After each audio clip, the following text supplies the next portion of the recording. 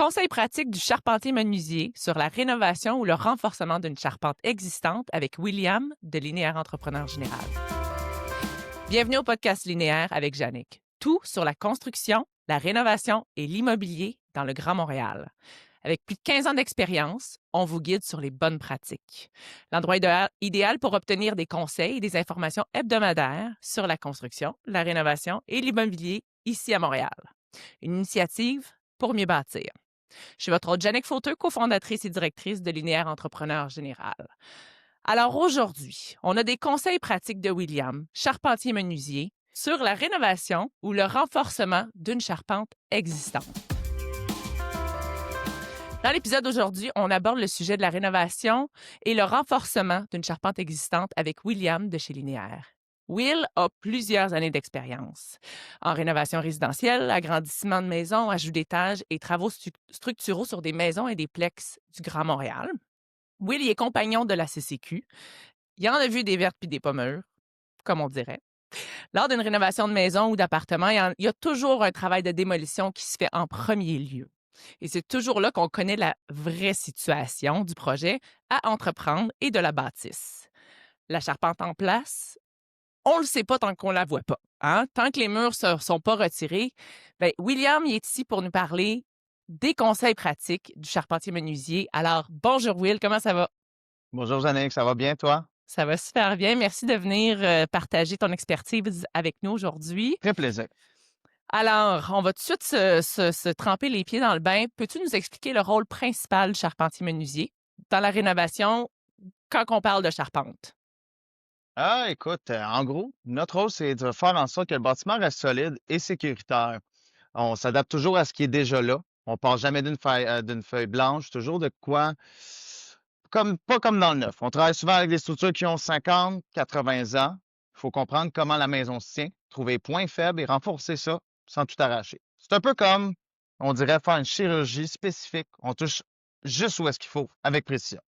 J'aime vraiment comment tu décris ça parce qu'effectivement, il y a des maisons des maisons centenaires ici à Montréal, hein, fait qu'on peut en voir Exact. toutes sortes quand on ouvre les murs. C'est quoi le plus grand défi en travaillant avec des charpentes qui sont anciennes comme ça, versus une construction neuve? Ben, comme tu viens juste de le dire, jusqu'à centenaire, les maisons à Montréal, je te dirais c'est l'imprévisible. Ça, c'est le plus grand défi des vieilles charpentes. On va souvent retrouver un empilage de rénovations, de petites rénovations, juste pour dire, faire on va faire un peu de maquillage puis tout, mais 60, 100 ans de rénovation, on peut très souvent, exemple, meilleure chose, je peux te le dire, c'est des planchers. On va souvent retrouver 4 à 5 sous-planchers, un par-dessus l'autre, avec soit de la céramique par en dessous, un plancher de bois franc en dessous. Donc, on finit avec un plancher de 12 pouces. Fait que quand on Ouais, commence, le plus gros défi, c'est de savoir à quoi on s'attaque. Puis, il n'y a rien qui est droit. Fait qu'il faut vraiment rester très flexible. C'est ça qui rend le plus complexe, mais je te dirais qui rend ça très stimulant aussi. OK. Écoute, j'ai juste l'image d'un plex où on a arraché le plancher. On est parti à avoir des portes qui frottaient sur le sol, hein, les portes ouvraient pas et Ouais, fermaient pas et à enlever le plancher pour retourner au plancher de bois franc existant et se rendre compte qu'on venait de gagner 1,5 pouce. exactement. On a vu ça même récemment dans une rénovation qu'on a faite qui, on va dire, comme j'ai dit, l'imprévisible. On pensait peut-être avoir fait la démolition en 1 ou 2 journées, qui finalement, en ouvrant le plancher un peu plus, on réalise qu'on en a 4, 5 planchers enlevés. Donc, ça vient rajouter du temps. Puis comme tu dis, ça peut être impressionnant qu'après, quand tu essaies de rafistoler le tout ensemble, il faut que tu viennes te remettre égal à ce qu'il y avait auparavant. Ouais. Si tu démolis pas tout, mais sinon, on peut se retrouver justement avec des portes que tu arrives avec un jeu énorme en dessous de la porte, dont 1,5 pouce, 2 pouces. Incroyable. Absolument. Écoute, c'est quoi les étapes clés quand tu ouvres les murs, OK? Là, je te mets en situation, tu es en train de faire une démolition, tu enlèves les murs, puis si tu réalises l'état de la charpente, parce qu'on peut en avoir toutes sortes. Il y a peut-être eu des dégâts Ouais. d'eau dans le passé, il y a peut-être eu peut-être que la charpente est super belle, le carré de bois est encore beau. C'est quoi tes étapes clés pour évaluer une charpente? Première chose, moi, ce que j'aime bien après la démolition, lorsqu'on a le mur devant nous en question, c'est de regarder et comprendre. Donc, quand on ouvre, on inspecte. Est-ce que, comme tu as mentionné, est-ce que le bois il est sec? Y a-t-il des fissures, de la pourriture, un affaissement? Faut aussi comprendre comment les charges sont transférées. Est-ce que les poutres reposent bien sur des bons appuis? Est-ce que le plancher est stable? Si on a un doute, faut faire venir un ingénieur pour savoir exactement ce qu'on a entre nos mains. OK, Le but, c'est de rien refermer sans savoir exactement ce qui se passe. je comprends. Puis c'est quoi que tu vois le plus souvent quand tu ouvres les murs, quand tu es à Montréal surtout? Dans le Grand Montréal, c'est quoi ce qu'on voit le plus Donc, souvent? à Montréal, ce que je vois le plus souvent, je te dirais, c'est, les dégâts d'humidité et les modifications faites au fil des années. Donc, beaucoup des rénovations qu'on a faites, je vais te donner, la salle de bain. La salle de bain, je te dirais, c'est la place la plus propice. Nos techniques de construction aujourd'hui sont beaucoup plus penchées sur sceller l'enveloppe de la salle de bain. On est rendu avec des membranes qui viennent découpler notre céramique et toutes les installations qu'on fait, ce qui permet de protéger plus le bois. Dans le plus souvent, les rénovations que je fais, ça va être un sous-plancher pourri, des montants pourris, de l'humidité qui reste enfermée dans ces murs-là. Donc, c'est souvent ça qui est le plus propice dans des rénovations, c'est qu'il faut s'attendre que la salle de bain risque d'avoir mangé un pas pire coup si surtout ça doit faire plusieurs années qu'on n'a pas décidé d'ouvrir complètement les murs puis de savoir qu'est-ce qui se passe en arrière de ça. OK. Puis c'est quoi que tu ferais, mettons, pour renforcer la charpente, pour reconstruire par la suite quand tu vois des murs pourris, des sous-planchers pourris, et cetera? Donc, c'est sûr que la façon que je pense que c'est le mieux, c'est d'enlever ce qui est extrêmement pourri, qu'est-ce qui peut pas être repris. Sinon, si on analyse et on trouve que on est capable de garder un peu de la structure. On en a fait des fois des situations où est-ce que tu peux avoir une partie qui va être extrêmement attaquée, donc tu n'as pas le choix d'enlever, mais le reste va juste avoir été imbibé. Par contre, je te dirais la façon que moi je procède, c'est de laisser la place ouverte, laisser ça aérer, pouvoir aussi trouver l'origine de cette fuite-là. C'est ça le plus important aussi. OK. Ben, c'est important de trouver l'origine de la fuite, c'est important d'enlever ce qui est pourri. Qu'est-ce que tu penses, toi, de quelqu'un qui ouvre un mur puis qui laisse ça comme ça? Où tu te situes là-dedans, là? Tu sais, je veux dire, des fois, on se dit: «Oh my God, ça va coûter les yeux de la tête. J'ouvre le mur, je sais pas où je vais m'en aller avec ça». On sait où on commence, mais on sait pas où on finit. Qu'est-ce que tu en penses? Qu'est-ce que j'en pense?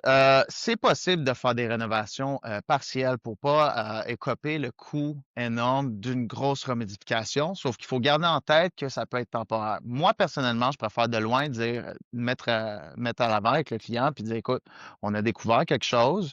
C'est important de le faire maintenant parce que ça va toujours te coûter plus cher d'essayer d'économiser de l'argent qu'au bout de la ligne. Peut-être qu'on va dire, ah, je peux le faire pour 10 000, mais ça va être un 10 000 à chaque 2, 3 ans, ou quand ça va réouvrir, ça va être encore pire. C'est sûr que monétairement, ça peut être un coût, mais moi, je pense que personnellement, c'est beaucoup mieux de tout refaire en ce moment pendant qu'on l'a devant nous. Quand on ferme les murs, c'est fini. Tu peux plus retourner en arrière. Et j'ai été même témoin de plusieurs rénovations qu'on a dû faire. Un bloc appartement que j'ai rénové récemment, qui en fait a été rénové il y a 3 ans. Et ça a été des rénovations maquillage. Eh bien, surprise, Mmh. qu'est-ce qui est arrivé? On ouvre juste pour changer la céramique de la salle de bain. C'est juste ça le plan. On remet la céramique un peu plus belle. On enlève la céramique, on réalise que la céramique part avec le gyps parce que, comme de fait, tout était pourri en arrière parce que la personne n'a pas décidé de régler le problème d'infiltration d'eau, a mis du polythène, a fermé, goodbye, c'est fini. Donc, Mmh. la structure était encore plus affectée de ce qui devait sûrement être avant parce que tout s'est resté dans l'humidité, tout s'est refermé ensemble. Wow, OK, ouais. Puis effectivement, comme on disait tantôt, on sait où on commence, on sait pas quand on finit, mais en même temps, quand on fait du maquillage, comme tu appelles, ben, c'est juste que la prochaine fois, ça va peut-être doubler ou tripler les coûts. Fait que tant qu'à le Exactement. faire une fois, on est mieux de bien le faire au début. Et si je peux donner un conseil aux Mmh. propriétaires, surtout pour ça, c'est garder un compte rendu un peu de qu'est-ce qui arrive quand on trouve des choses de même. Parce que moi, ces situations-là, je ne sais pas si le propriétaire avait été informé que c'était juste du maquillage. Il y en a des fois du monde qui vont vouloir faire une soumission moins énorme pour justement aller rejoindre le coût du client, mais ça ne veut pas dire qu'il va faire toutes les choses dans les bonnes normes. Ça ne veut pas Absolument. dire que ça va te coûter peut-être le double, le triple, le quadruple dans quoi, 4, 5 ans. Et le but d'une rénovation ou d'une modification, c'est de donner au client ce qu'il veut, mais que ça reste quand même, que ce soit à l'épreuve du temps aussi. Mmh.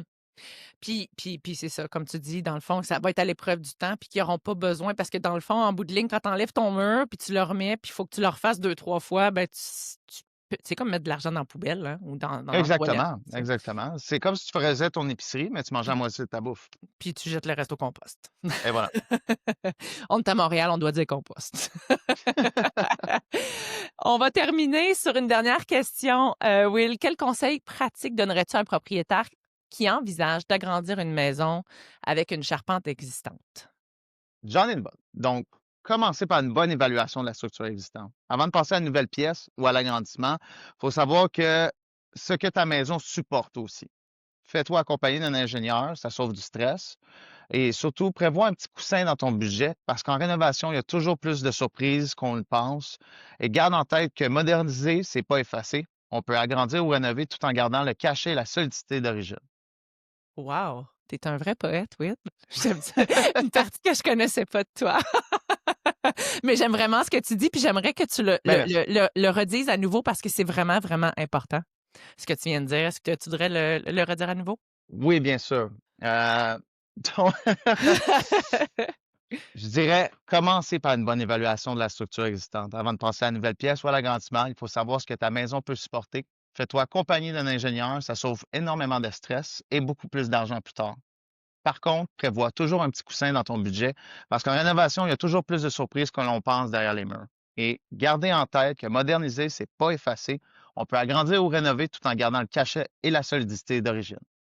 Merci énormément pour toute cette information-là, Will. Ça, c'est la première, mais j'ai comme l'impression que ça sera peut-être pas la dernière. J'ai vraiment aimé l'expérience. J'ai vraiment aimé ça moi aussi. Donc, si tu veux m'en envoyer d'autres, moi, je suis très heureux à ça. Super. Aux auditeurs, besoin de conseils, d'informations pour vos projets actuels ou futurs, cliquez sur j'aime et abonnez-vous à notre chaîne pour ne rien manquer. Vous pouvez également consulter notre site internet au www.linéaireconstruction.com. C'est tout pour nous pour aujourd'hui. Construisez mieux et planifiez bien. À bientôt.